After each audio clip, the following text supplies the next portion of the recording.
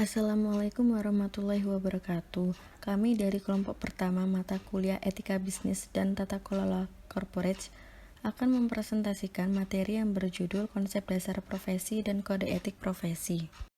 Sebelum itu, perkenalkan nama saya Dia Retno Febriantini NIM 043 sebagai moderator dan penyaji keempat. Kemudian ada Renata Berlian Fernanda Sugiarto NIM 005 sebagai penyaji pertama. Putri Nur Fadila NIM 017 sebagai penyaji kelima, Angelina Putri Faradea NIM 033 sebagai penyaji kedua, dan Lutfia Sonya Labiba NIM 058 sebagai penyaji ketiga.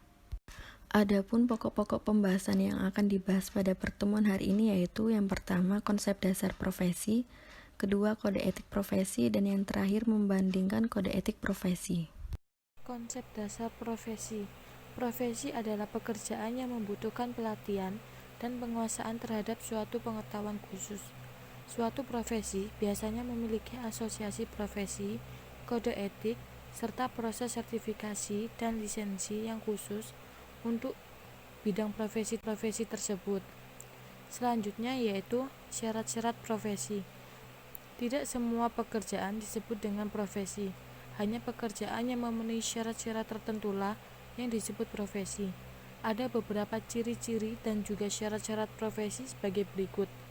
Yang pertama, lebih mementingkan pelayanan kemanusiaan yang ideal dibanding dengan kepentingan pribadi.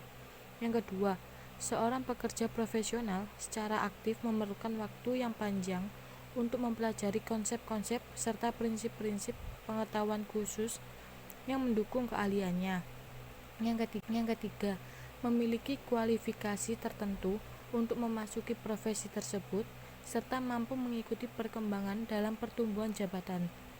Yang keempat, memiliki kode etik yang mengatur keanggotaan, tingkah laku, sikap, dan cara kerja. Yang kelima, membutuhkan suatu kegiatan intelektual yang tinggi. Yang keenam, adanya organisasi yang dapat meningkatkan standar pelayanan, disiplin dalam profesi, serta kesejahteraan anggotanya. Yang ketujuh, memberi kesempatan untuk kemajuan, spesialisasi, dan kemandirian. Yang terakhir, memandang profesi suatu karir hidup dan menjadi seorang anggota yang permanen. Selanjutnya ada profesionalisme profesi. Profesionalisme profesi adalah sebutan yang mengacu pada sikap mental dalam bentuk komitmen dari para anggota suatu profesi untuk senantiasa mewujudkan dan meningkatkan kualitas profesionalnya. Seseorang yang memiliki jiwa profesionalisme senantiasa mendorong dirinya untuk mewujudkan kerja yang profesional. Kualitas profesionalisme didorong oleh ciri-ciri sebagai berikut. Yang ke-1, keinginan untuk selalu menampilkan perilaku yang mendekati piawai ideal. Yang kedua, meningkatkan dan memelihara citra profesi. Yang ketiga, keinginan untuk senantiasa mengejar peluang dan kesempatan pengembangan karir yang dapat meningkatkan dan memperbaiki kualitas pengetahuan serta keterampilan. Dan yang keempat, mengejar kualitas dan cita-cita keprofesian. Selanjutnya, kode etik profesi. Bertens dalam bukunya Ruslan tahun 2011 halaman 69 mengatakan bahwa kode etik profesi merupakan norma yang telah ditetapkan dan diterima oleh kelompok profesi dan untuk mengarahkan atau memberikan petunjuk kepada para anggotanya, yaitu bagaimana seharusnya atau dasolen berbuat sekaligus menjamin kualitas moral profesi yang bersangkutan di masyarakat untuk memperoleh tanggapan yang positif. Apabila dalam pelaksanaannya atau desain ada anggota profesi yang melakukan perbuatan sehingga melanggar kode etiknya, maka secara keseluruhan kelompok profesi tersebut akan tercemar reputasinya di masyarakat. Prinsip penyusunan kode etik profesi. Wujud atau bentuk dari kode etik biasanya dibuat tertulis secara formal, memiliki struktur yang sistematis, normatif, etis, lengkap, dan mudah dipahami. Untuk dijadikan pedoman perilaku keprofesian, kode etik berisi prinsip-prinsip dasar kode etik dan etika profesi yang sudah didiskusikan dan disepakati dengan itikat baik demi ketertiban dalam menjalankan profesinya. Secara umum, menurutnya kode etik akan mengarahkan para pelaku profesi untuk memiliki karakteristik dasar profesional sebagai berikut. Yang pertama, bertanggung jawab. Karakter ini adalah pokok bagi kaum profesional dalam menjalankan profesinya. Seorang profesional dituntut bertanggung jawab atas hasil pekerjaannya. Yang kedua, bersikap adil. Karakter ini menuntut seorang profesional untuk tidak merugikan hak orang lain yang berhubungan dengan keprofesiannya. Yang ketiga, bersikap objektif dan independen. Objektif bermakna sebagai tujuan, sasaran, tidak berat sebelah dan selalu didasarkan pada fakta atau bukti yang mendukung. Kalau independen bermakna tidak memihak serta tidak dibawa pengaruh atau tekanan pihak tertentu dalam mengambil keputusan dan tindakan. Yang keempat, berintegritas moral. Prinsip ini menunjukkan bahwa seorang profesional memiliki pendirian yang teguh, khususnya dalam memperjuangkan nilai yang dianut profesinya. Yang kelima, kompeten. Seorang profesional yang kompeten adalah mereka yang dapat menjalankan pekerjaannya dengan kualitas terbaik yang didukung dengan kompetensi yang baik pula. Selanjutnya, tujuan penyusunan kode etik profesi. Keberadaan kode etik akan memaksa setiap profesional bekerja melayani dengan sebaik-baiknya. Kode etik mencegah perbuatan tidak profesional, dan jika itu terjadi maka akan beresiko diterapkan sanksi pelanggaran etik.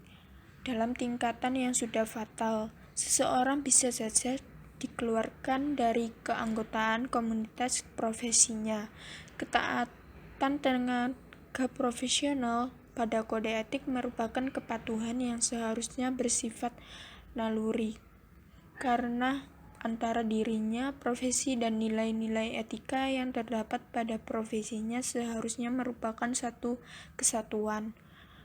Tujuan penyusunan kode etik dan perilaku profesional juga untuk memberi pedoman bagi anggota asosiasi dalam aspek-aspek etika dan moral, terutama yang berada di luar jangkauan hukum, undang-undang, dan peraturan yang berlaku. Selanjutnya ada perbandingan beberapa kode etik profesi. Terdapat 3 kode etik yaitu IFIC, ICPA, dan IAE. Pengertian IFIC atau International Federation of Accountants mempunyai tugas untuk membuat standar internasional pada etika, auditing, pendidikan, akunting, dan akuntansi sektor publik. Perbandingan kode etik profesi yang pertama yaitu IFIC. Langkah pertama yang harus dilakukan oleh seorang auditor dalam menjalankan tugasnya adalah dengan memahami kode etik profesi ICPA menjadi standar umum perilaku yang ideal dan menjadi peraturan khusus tentang perilaku yang harus dilakukan. Bagian-bagian ini disusun berdasarkan urutan makin spesifiknya standar tersebut. Prinsip-prinsip menyediakan standar-standar ideal etika, sementara kaidah etika menyediakan standar yang sangat spesifik. Kode etik menyatakan perbuatan apa yang benar atau salah, perbuatan apa yang harus dilakukan, dan apa yang harus dihindari. Tujuan kode etik agar profesional memberikan jasa sebaik-baiknya kepada pemakai atau nasabahnya. Adapun kode etik prinsip-prinsip dasar akuntan profesional IFIC yaitu 1. Integritas seorang akuntan profesional harus tegas dan jujur dalam semua keterlibatannya dalam hubungan profesional dan bisnis. Yang kedua, objektivitas seorang akuntan profesional seharusnya tidak membiarkan bias, konflik, kepentingan, atau pengaruh yang berlebihan dari orang lain untuk mengesampingkan penilaian profesional atau bisnis. Yang ketiga, seorang akuntan profesional harus bertindak tekun dan sesuai dengan standar teknis dan profesional yang berlaku dalam memberikan layanan profesional. Yang keempat, kerahasiaan seorang akuntan profesional harus menghormati kerahasiaan informasi yang diperoleh sebagai hasil dari hubungan bisnis profesional, dan bisnis tidak boleh mengungkapkan informasi tersebut kepada pihak ketiga tanpa otoritas yang tepat kecuali ada hak hukum yang mengungkapkan. Dan yang terakhir, perilaku profesional seorang akuntan profesional harus patuh pada hukum dan peraturan terkait. Selanjutnya, AICPA. Bagian-bagian ini disusun berdasarkan urutan makin spesifik standar tersebut, maka Prinsip-prinsip menyediakan standar-standar ideal etika, sementara kaidah etika menyediakan standar-standar yang sangat spesifik. Dalam kode etik, prinsip-prinsip dasar akuntan profesional menurut AICPA sebagai berikut. Yang pertama, tanggung jawab. Dalam melaksanakan tanggung jawab mereka sebagai profesional, anggota harus menerapkan penilaian profesional dan moral yang sensitif dalam segala kegiatannya. Kedua, kepentingan umum. Anggota harus menerima kewajiban mereka untuk bertindak dengan cara yang dapat melayani kepentingan publik, menghormati kepercayaan publik, dan menunjukkan komitmen terhadap profesionalisme. Ketiga, integritas. Untuk mempertahankan dan memperluas kepercayaan masyarakat, anggota harus melakukan semua tanggung jawab profesional dengan integritas tinggi. 4. Objektivitas dan independensi. Seorang anggota harus mempertahankan objektivitas dan bebas dari konflik kepentingan dalam melaksanakan tanggung jawab profesional. Seorang anggota dalam praktik publik harus independen dalam penyajian fakta dan tampilan ketika memberikan layanan audit dan jasa lainnya. Kelima, duker. Seseorang anggota harus mematuhi standar teknis dan etis profesi, berusaha terus-menerus untuk meningkatkan kompetensi dan layanan dalam melaksanakan tanggung jawab profesional dengan kemampuan terbaik yang dimiliki anggota. Keenam, sifat dan cakupan lainnya. Seorang anggota dalam praktik publik harus memerhatikan prinsip-prinsip dari kode etik profesional dalam menentukan lingkup dan sifat jasa yang akan disediakan. Selanjutnya, IAI. Tujuan kode etik agar profesional memberikan jasa yang sebaik-baiknya kepada pemakai atau nasabahnya. Adanya kode etik akan melindungi perbuatan yang tidak profesional. Ada 8 prinsip etika menurut IAI dalam Kongres 8 pada tahun 1998 yang telah ditentukan ketetapannya. Yang pertama, tanggung jawab profesi. Dalam prinsip tanggung jawabnya sebagai profesional, setiap anggota berkewajiban menggunakan pertimbangan moral dan profesional setiap melaksanakan kegiatannya. Yang kedua, kepentingan publik. Setiap anggota berkewajiban untuk senantiasa bertindak dalam kerangka pelayanan kepada publik, menghormati kepercayaan publik, dan menunjukkan komitmen atas profesionalisme. Ketiga, integritas. Integritas adalah suatu kesatuan yang mendasari munculnya pengakuan profesional. Integritas merupakan kualitas yang mendasari kepercayaan publik dan merupakan standar bagi anggota dalam menguji semua keputusan yang diambilnya. 4.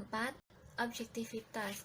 Objektivitas adalah suatu kualitas yang memberikan nilai atas jasa yang diberikan anggota berdasarkan apa yang telah memberi nilai yang didapatkan. Prinsip objektivitas mengharuskan anggota bersikap adil, tidak memihak, jujur, secara intelektual, tidak berprasangka atau bias, serta bebas dari benturan kepentingan atau berada di bawah pengaruh pihak lain. Kelima, kompetensi dan kehati-hatian profesional. Kompetensi diperoleh melalui pendidikan dan pengalaman. Anggota tidak berkenan menggambarkan pengalaman, kehandalan, kompetensi, atau pengalaman yang belum anggota kuasai atau belum anggota alami. Kompetensi profesional dapat dibagi menjadi 2 fase yang terpisah. Yang pertama, pencapaian kompetensi profesional. Pencapaian ini pada awalnya memerlukan standar pendidikan umum yang tinggi, diikuti oleh pendidikan khusus, pelatihan, dan uji profesional dalam subjek yang relevan. Yang kedua, pemeliharaan kompetensi profesional.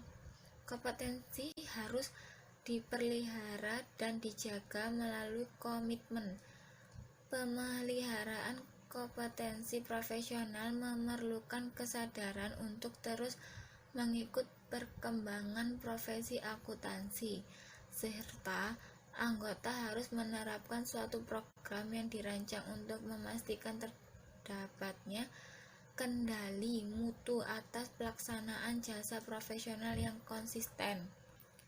Keenam, kerahasiaan dalam kegiatan untuk auditor merupakan memeriksa beberapa yang seharusnya tidak boleh orang banyak tahu. Namun, demi keprofesionalismenya, para auditor wajib menjaga kerahasiaan para klien yang diauditnya. 7. Perilaku profesional kewajiban untuk menghindari perubahan atau tingkah laku yang dapat mendiskreditkan atau mengurangi tingkat profesi harus dipenuhi oleh anggota sebagai perwujudan tanggung jawabnya kepada penerima jasa, pihak ketiga, anggota yang lain, staf, pemberi kerja, dan masyarakat umum. Yang ke-8, standar teknis setiap anggota harus melaksanakan profesionalisnya sesuai dengan standar teknis dan standar profesional yang ditetapkan secara relevan. Standar teknis dan standar profesional yang harus ditaati anggota adalah standar yang dikeluarkan oleh IAI atau International Federation of Accountants. Sekian dari kelompok kami. Jika teman-teman ada yang ingin ditanyakan, bisa langsung bertanya dengan menyebutkan nama dan NIM melalui forum diskusi sepada yang telah disediakan.